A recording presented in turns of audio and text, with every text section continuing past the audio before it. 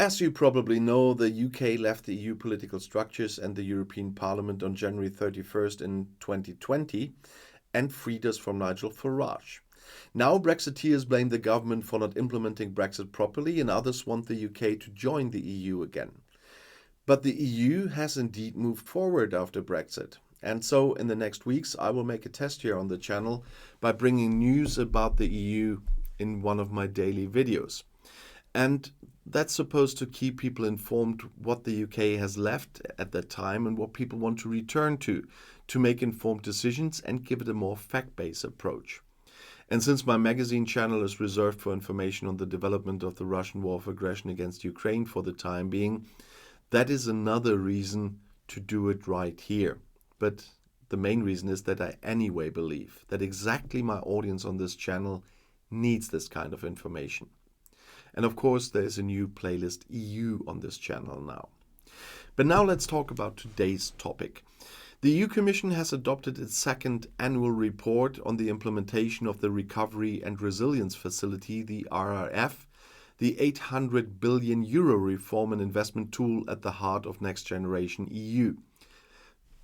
The report shows the progress made with the RRF to increase member states' economic and social resilience and deliver on REPowerEU, that's the EU's response to the hardships and the global energy market disruption caused by Russia's war of aggression against Ukraine. It highlights the benefits from this unique performance-based instrument where payment of EU funds is conditional on meeting agreed milestones and targets that respond to member state-specific challenges and EU priorities. You might have seen my video on Estonia this week.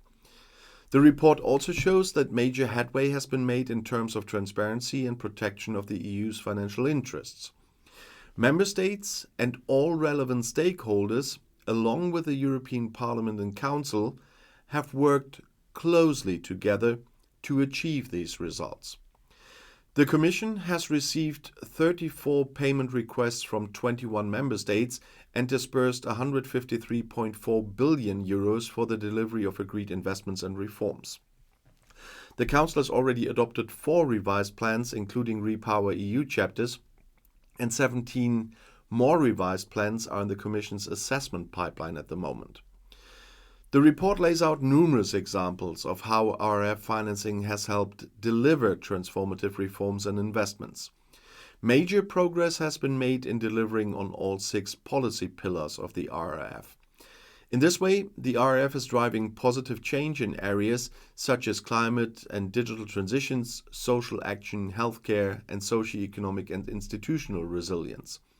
Its effects are not just felt in each member state, but are supporting economic convergence and social and territorial cohesion across the Union. For instance, over 6 million people have participated in education and training financed by the RRF, 1.4 million companies have received support, 5.8 million people have benefited from protection measures against climate-related disasters such as floods and wildfires, and 22 million megawatt hours in energy consumption have been saved thanks to the implementation of member states' recovery and resilience plans. In a context of sustained progress in the rolling out of RRF-funded measures, the Commission has continued to successfully raise funds on the capital markets to fund the facility, with more than €44 billion issued in NextGenerationEU green bonds to date. The Commission is striving for high clarity and transparency in the implementation of the RRF, even beyond legal requirements. It has published 6 guidance notes to support national authorities and offer clarifications. This is also the aim of the framework for dealing with potential reversals of milestones and targets included in the current report. The Commission keeps a wealth of information on the RRF website, including on individual RRPs, that's the plans. And they have published revamped country pages to better reflect the role played by the RRF in implementing their REPowerEU plan, as well as changes to the individual RRPs. The recent revision of the RRF regulation requires member states to publish information on the 100 final recipients receiving the highest amounts of RRF funding. The Commission has since asked member states to swiftly make this data available and is consolidating it on the Recovery and Resilience Scoreboard. That's an online portal that tracks progress in the implementation of the RRF as a whole, but also of each national RRP. In addition to further increase visibility and transparency, this year the Commission launched an online interactive map of RRF-supported projects in each member state. It's also worth noting that 11 high-level recovery and resilience dialogues have taken place to discuss the RRF with the European Parliament, and that 21 meetings of the informal RRF expert group have brought together the Commission and member states.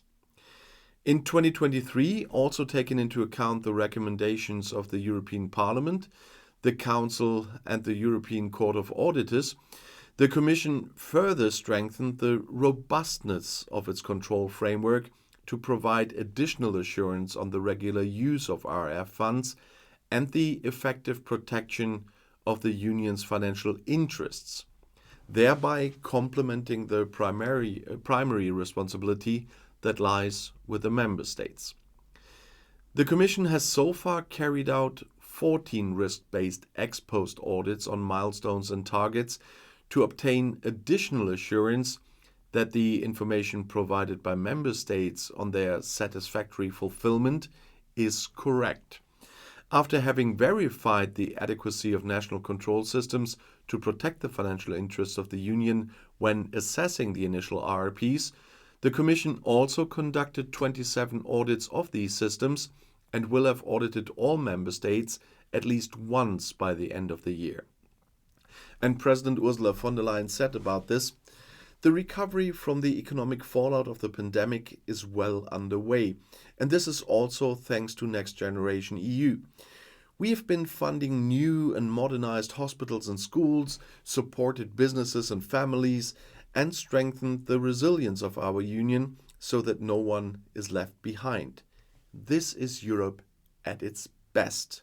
Today's annual report sums up all these achievements and shows the path to 2026, she said.